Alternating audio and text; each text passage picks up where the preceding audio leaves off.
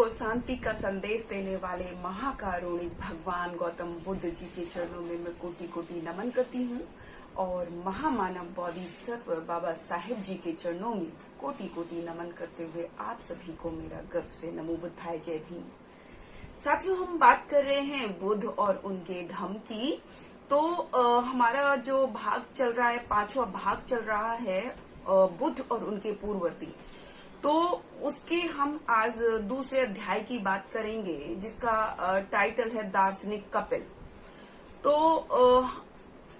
दार्शनिक कपिल जो था वो बहुत ही भारत में प्रसिद्ध था और वो एक ऐसा सबसे बड़ा दार्शनिक माना जाता था। यहाँ तक कि वो अपने आप में एक वर्ग ही था, यानी कि एक इंसान ना होकर पूरा वर्ग था। तो ऐसा वो दार्शनिक ऋषि था और जो उसको पूरा उसका जो दर्शन है उसको सांख्य दर्शन कहा जाता था। तो उनके जो वो थे सिद्धांत थे, वो उनके सिद्धांत की जो चर्चाएं थी वो पूरे भारत में थी और दूर दूर तक उनका नाम था। वो अपने आप में बहुत ही प्रसिद्ध माने जाते थे। तो ऐसे ही उनके जो सिद्धांत थे या उनका जो दर्शन था, वो उनका पहला सिद्धांत ये कहता था कि सत्य को प्रमाण के लिए समर्पित होना चाहिए और बिना प्रमाण के सत्य का कोई अस्तित्व नहीं है। ये ऐसा मानते थे। दूसरा, उन्होंने कहा कि सत्य को सिद्ध करने के लिए उन्होंने दो प्रमाण दिए। एक तो प्रत्यक्ष रूप से, जिसको हम देखकर पता लगा सकते हैं सत्य को, और दूसरा अनुमान से। तो अनुमान के उन्होंने तीन भाग बताए, तीन प्रकार बताए कि एक तो पहला जो कारण था, वो पहला जो अनुमान था उनका, वो था कार्य से कारण का अनुमान। जैसे कि हम बादलों को देखकर वर्षा का अनुमान लगा लेते हैं। दूसरा था कारण से कार्य का अनुमान, यानी कि जैसे नीचे घाटी में, नदी में बाढ़ को देखकर हम ऊपर जो पहाड़ हैं उन पर बारिश या वर्षा का अनुमान हम लगाते हैं। और तीसरा जो उनका अनुमान का जो वो था प्रकार, वो तीसरा ये था कि सादृश्य के आधार पर, यानी कि देखने के आधार पर, कि जैसे एक मनुष्य एक स्थान को छोड़कर दूसरे स्थान पर जाना और स्थान परिवर्तित करना, ऐसा उनका तीसरा अनुमान था। और उनका जो अगला जो सिद्धांत उन्होंने दिया, उन्होंने कहा कि मैं इस बात को नकारता हूं कि किसी भी सृष्टिकर्ता ने सृष्टि की रचना की या उसकी उत्पत्ति की या ईश्वर का कोई अस्तित्व है। मैं इस चीज को नकारता हूं क्योंकि ईश्वर होने को उन्होंने नकारा था। तो लोगों ने कपिल से सवाल किया कि तो फिर इस जो अनुभूति मूलक जो संसार है, फिर इसका स्रोत क्या है? और लोगों ने उससे सवाल किया। तब कपिल का उत्तर जो था वो ये था कि अनुभूति मूलक जो संसार है वो दो चीजों से मिलकर बना है। और दो चीज कौन कौन सी हैं? एक व्यक्त यानी कि एक विकसित, और दूसरा अव्यक्त यानी कि अविकसित। तो जो व्यक्त वस्तुओं या विकसित वस्तुएं अव्यक्त वस्तुओं का स्रोत नहीं हो सकती, कभी भी स्रोत नहीं हो सकती, ये उन्होंने कहा। तो और फिर लोगों ने उनसे सवाल किया।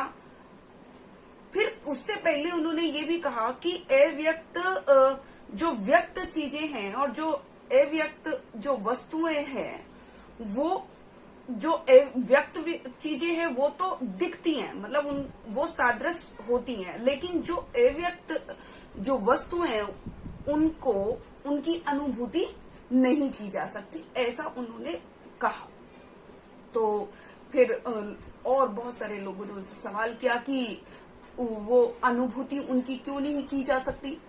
तब कपिल ने कहा कि ये उनकी अनुभूति इसलिए भी नहीं की जा सकती क्योंकि ये मस्तिष्क की विफलता के कारण भी हम कई बार अनुभूति नहीं कर सकते, यानी कि या फिर किसी के अंधेपन के कारण हम उनकी अनुभूति नहीं कर सकते, या फिर उसके कारण अनुभूति नहीं कर सकते अंधेपन के कारण, या इंद्रिया दोष के कारण भी हम अनुभूति नहीं कर सकते। तो फिर जो कुछ लोगों ने उनसे सवाल किया कि फिर इस जो अव्यक्त रूप है और व्यक्त रूप है, इनमें अंतर क्या है।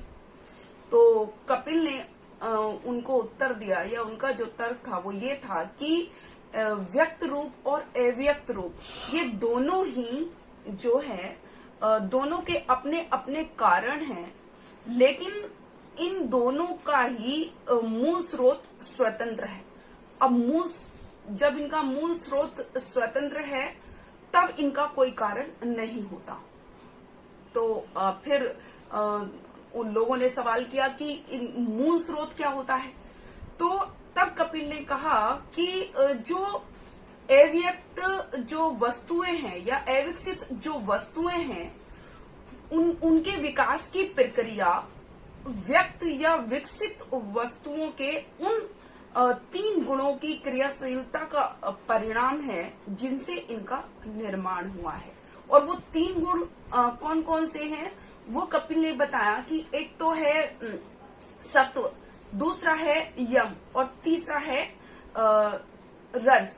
तो ये 3 गुण उन्होंने सत्व जो उनका गुण था वो जो है प्रकृति में प्रकाश के सदृश है और वो प्रकट करता है और मनुष्य को सुख देता है। दूसरा जो बताया रज वो प्रेरित करता है और क्रियाशीलता को उत्पन्न करता है।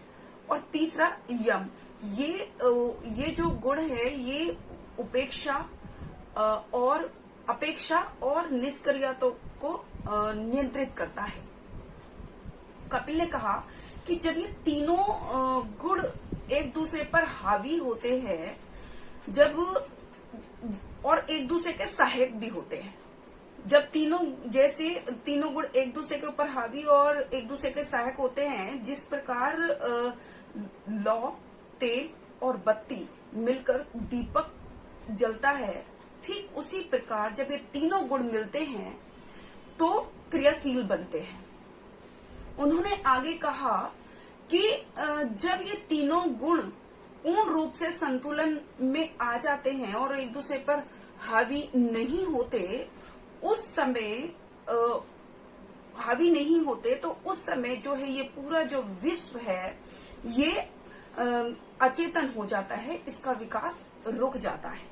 और जब ये इनका संतुलन नहीं होता और जब ये एक दूसरे पर हावी होते हैं, तब ये पूरा जो विश्व है वो सचेतन हो जाता है और उसका विकास आरंभ हो जाता है। तो ऐसा उन्होंने इनको बताया और उनके इस तरह के बहुत सारे सिद्धांत थे। लेकिन जो बुद्ध थे उन्होंने इनकी और जितने भी सारे दार्शनिक ऋषि थे, जितने भी सारे दार्शनिक जो अपने आप को दार्शनिक कहते थे, उन सब से ज्यादा अगर किसी से प्रभावित थे तो वो कपिल से थे, क्योंकि कपिल कुछ हद तक दार्शनिक ऋषि थे ही, लेकिन उन्होंने इतनी सारी शिक्षाएं दी, लेकिन बुद्ध ने उनकी सभी शिक्षाओं को स्वीकार नहीं किया, क्योंकि बुद्ध ने केवल उनकी 3 ही शिक्षाओं को स्वीकार किया। कि एक सबसे पहली जो उनकी जो शिक्षा थी वो ये थी कि सत्य को प्रमाण के आधार पर होना चाहिए। तो ये बुद्ध ने स्वीकार किया, क्योंकि वो कहते थे कि विवेक और बुद्धि से काम लेना चाहिए, और जब तक आपकी बुद्धि विवेक पर ये बात ना खरी उतरे तब तक उसको नहीं मानना चाहिए। तो एक तो उनकी शिक्षा उन्होंने ये ग्रहण की, दूसरी उनकी जो शिक्षा थी कपिल की वो ये थी कि इस सृष्टि का जो है रचयिता कोई भी नहीं है और ईश्वर का कोई अस्तित्व नहीं है, और ईश्वर ने ये दुनिया बनाई ये वो नहीं मानते थे। तो दूसरी जो शिक्षा थी बुद्ध ने ये अपनाई। और तीसरी एक और शिक्षा थी कपिल की, वो थी ये कि संसार में दुख है, तो ये भी बुद्ध ने अपनाई। बाकी सारी उनकी जो शिक्षाएं थी उनको बुद्ध ने अस्वीकार कर दिया, क्योंकि उनके उद्देश्य के लिए वो सही नहीं थी। तो इसलिए बाकी जितनी भी सारी शिक्षाएं थी वो बुद्ध ने अस्वीकार कर दी। तो इस तरीके से कितने जो ये साबित करते थे, बहुत सारे जो ऋषि थे जो अपने आप को दार्शनिक कहते थे, जैसे कि इससे पहले वाले चैप्टर में हमने बताया कि सबने अपनी अपनी अलग अलग थ्योरी दी कि संसार की उत्पत्ति कैसे हुई। ऐसी ही बिना प्रमाण के बिना सत्य के सबने ऐसे ही बोल दिया, लेकिन कुछ हद तक जो है कपिल ने सही बताया। और लेकिन ऐसा करने के बाद भी मतलब सही बताने के बाद भी कुछ हद तक सही बताया, क्योंकि जो बुद्ध थे वो सत्य को जान गए थे और उन्होंने ये सारी चीजों का जो है एनालाइज किया और उनको पता चला कि जो दार्शनिक जो कपिल थे उनकी भी सारी शिक्षाओं को स्वीकार नहीं किया जा सकता, इसीलिए बुद्ध ने उनकी 3 शिक्षाओं को ही स्वीकार किया। तो इस तरीके से आज का हमारा जो अध्याय है वो यही समाप्त होता है। कल फिर से एक नए अध्याय के साथ आपके सामने एसएम न्यूज पर सुबह 9 बजे उपस्थित होंगी। तब तक के लिए मैं शकुन बौन अपनी वाणी को विराम देती हूँ। आप सभी को मेरा गर्व से नमो बुद्धाय, जय भीम, जय भारत, जय। अगर आपने अभी तक हमारा चैनल सब्सक्राइब नहीं किया है तो सब्सक्राइब करें और घंटी का बटन बिल्कुल भी दबाना ना भूलें, ताकि सभी लेटेस्ट खबरें पहुंच सकें आप पे सबसे पहले।